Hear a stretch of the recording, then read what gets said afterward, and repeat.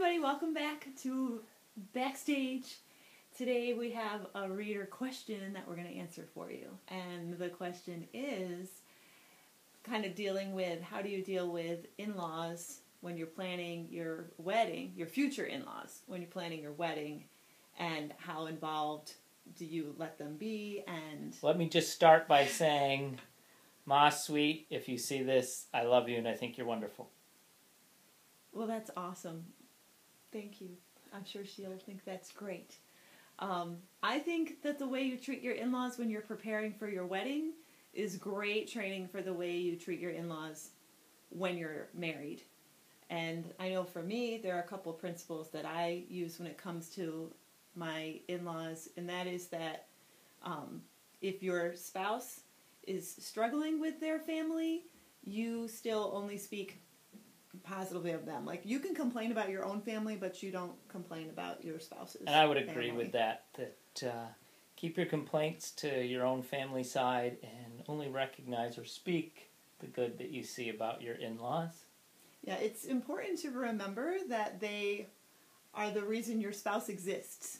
So even if there might be things that you have difficulty with, don't let them be more important than your spouse. When you honor your in-laws or your future in-laws, you are honoring your fiance, you're honoring your spouse, you are loving them. Even, like I said, even if, and this is from us speaking with lots of couples, even if your partner is complaining about them, it will hurt them if you join them in the complaining.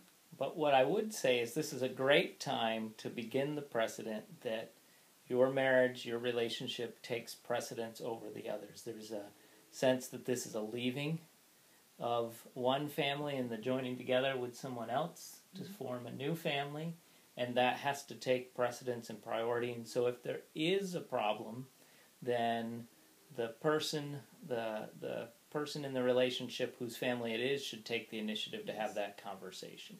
And so in our wedding preparations in particular, my mom had a lot of opinions and a lot of desire to be involved in the decision making, and she and I are a lot alike in this way. So hi, Mom. And the fact is that at one point I had to be the one to say it, that this was Carrie and my day, that we wanted it to be done in a way that honored them, but the decisions ultimately rested with the two of us. And that really should come from the person whose family it is, not to your in-laws from you. And that's great practice for communicating as a couple. If you're preparing to get married, then you need to work through like who's going to address issues. So that's good for you guys. And it sets healthy boundaries for your marriage as well. You want your in-laws and your family to be welcome contributors to your relationship, but you want to establish your new family separate from the family you came from. And some of you, after you're married, will be living quite a distance from your in-laws, and so it's only the special occasions that you'll get a chance to be around them and with them, and you want those to be cherished memories. Some of you, though, will be living very close to one set or both set of parents, and more involved in life with each other on a weekly basis or even a daily basis. And so you want to set healthy expectations and boundaries right from the beginning.